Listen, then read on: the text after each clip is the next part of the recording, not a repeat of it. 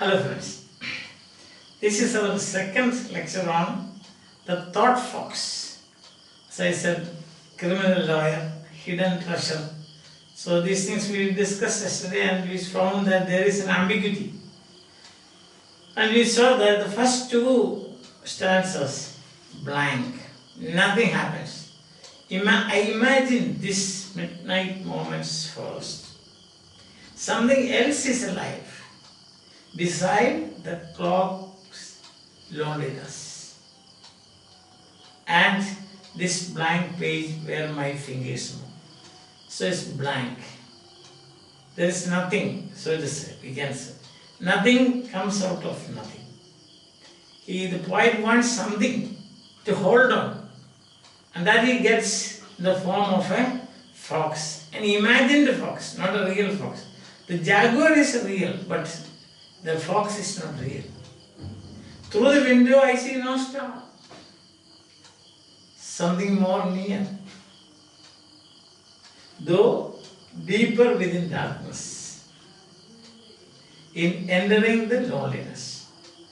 So loneliness, darkness, dark snow, isn't it? Cold delicately as the dark snow. And a fox's nose touches twig leaf.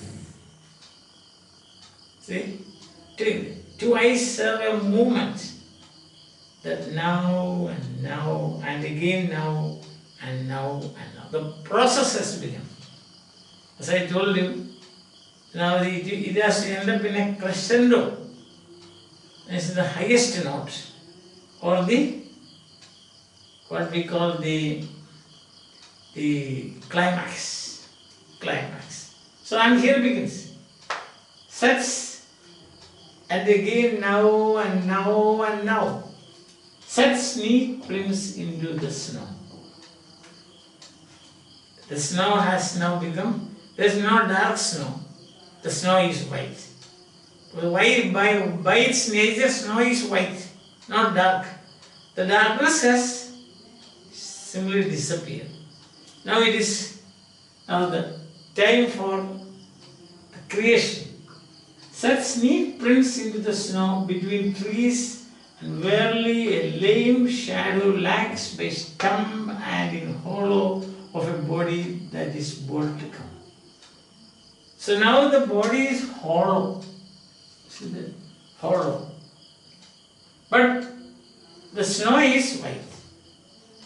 Now you can see the footprints of the fox. And then continues, across clearings and eye, a widening, deepening greenness. There it is. So darkness is now replaced by greenness. That means greenness, green stands for fertility, we can say. Fertility. Something is going to happen. Greenness. Not red, danger. Green means what? Green means everything is okay. That's the thing. You can start this. Greenness. Brilliantly, concentratedly. Where is this brilliantly, concentratedly taking place? In the hollow of a body. Something is bold to come. That product is bold to come. That's why the now background has not darkness but greenness. Brilliantly, concentratedly coming about its own business. Its own business. Independent of me or the fox. Now it is free. It is liberated from the symbolic fox as well as the mind of the Creator. It is now taking its own, you call it selfie, its own. So, coming about its own business, that means the poem is now being creator. The work of art is being created. The smithy of the soul of the creator. Something is happening. The transformation is happening. Transformation is happening independent of the symbolic fox or the hollow in the hollow of a body. So it is independent now. That's work of art. Remember again C.S. Lewis' words. It's not an expression of emotion, but an escape from emotion. So the poem has escaped from the artist or the poet. It has escaped. It is a different product, you can say. Product, when I say, it has got a commercial meaning, product. So this is the creativity is on. Creativity is on. Self-driven. And who am I? I am only an agent. That's something. So coming about its own business. Till, comma, with the sudden sharp hot sting of fox. The business starts, the trigger is the sting of the fox. It enters the dark hole of the head. See that in hollow of a body, there is bolt come. And that enters into the dark hole of the head. The window is starless, independent of the stars. The clock ticks independent of the clock. The page is printed. So the work has been created. Some brand new work of art has been created. Understand? Brand new. And this work of art is going to, the present is directed by the past. And the past is altered by the present. This present is going to alter the past, the mind of you. That is the importance of a new work of art. Only then you can call it a new work of art. Otherwise it is a copy. Understand? So that is the value of this. It is independent of darkness, independent of stars, independent of clock, independent of what else is there? Starless, still the sky is starless, but it depends, it is dependent on one thing. And what is that? The sharp, hot stink of fox. This is, and that is sudden.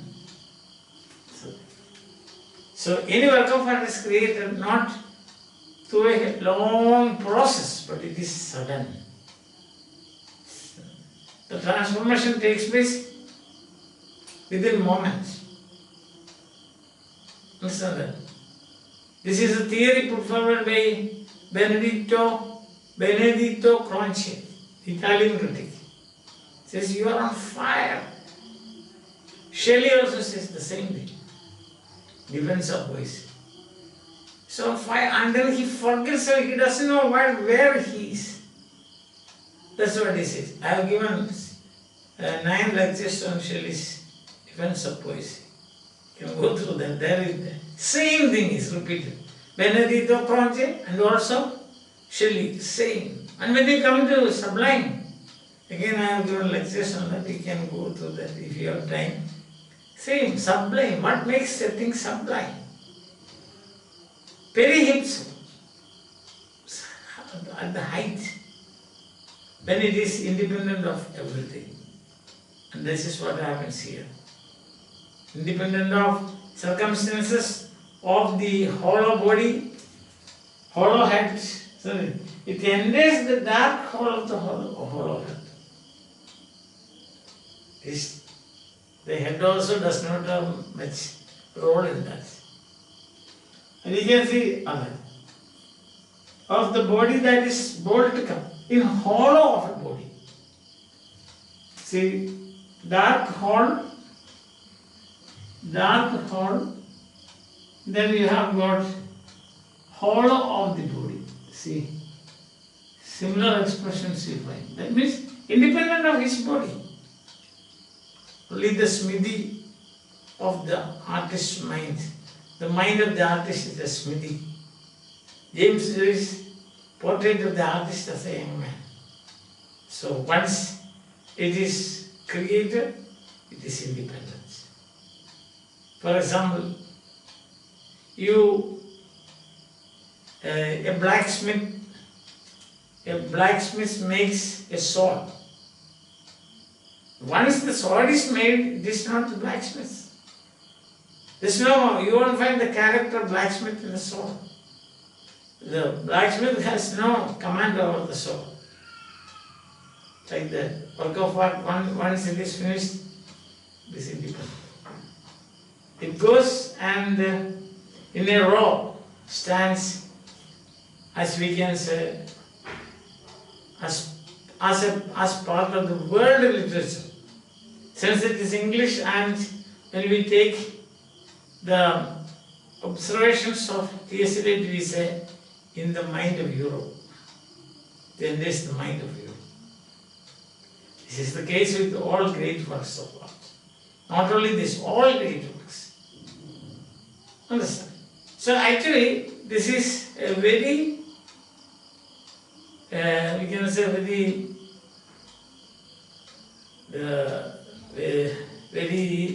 the process of creation is very beautifully expressed in this poem.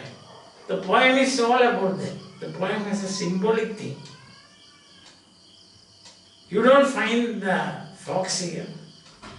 You don't find the forest here. You don't find the midnight here.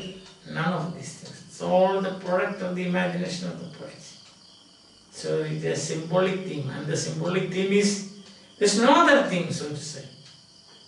The symbolic theme is the process of creating a new, brilliant, valuable work of art. That is the poem about. Now tomorrow we will discuss some of the poetic devices used by the poets.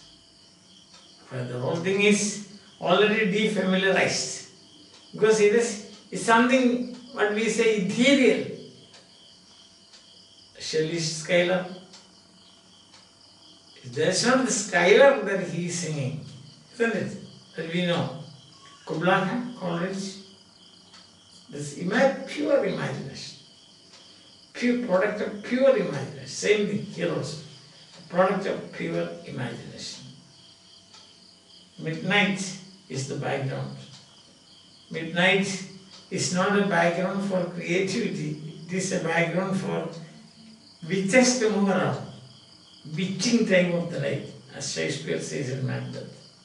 But in this case, it is not like that. We have seen the darkness has gone, disappeared, and the snow has become white. Before that, it was all dark, lonely. But then what happened is, with the sting of the fox, sudden, where is it? Sudden, sharp, hot sting. Three things. It's a sudden, so very sharp, and it is very hot. Fire. So you get this product. This actually, you can take, say, 250, 300 pages to explain the process of creation. But Ted Hughes has done it in 6 stanzas, 24 lines, each stanza a quatrain.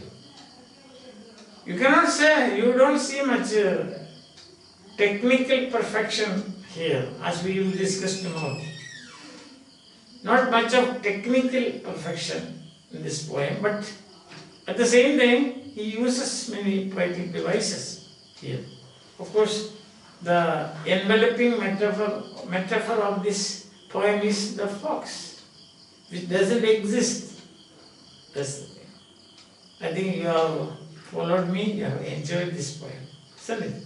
Now let's read once again. Sets and now sets neat prints into the snow between trees, and verily a lame shadow lacks by stump and in hollow of a body that is bold to come. Why stumps and so on? Because it was thick forest. Now, cross clearings, the forest also has been cleared. That's why you get stumps. Cross clearings, eye widening, deepening, greenness, brilliantly concentratedly coming about its own business, till with a sudden sharp hot sting of fox, that's the thing. Moment. Then there's the dark hole of the head. The window is starless still. The clock ticks, page is printed. Hope you have enjoyed my explanation. Bye. Have a nice time. Take special care of your health. Bye.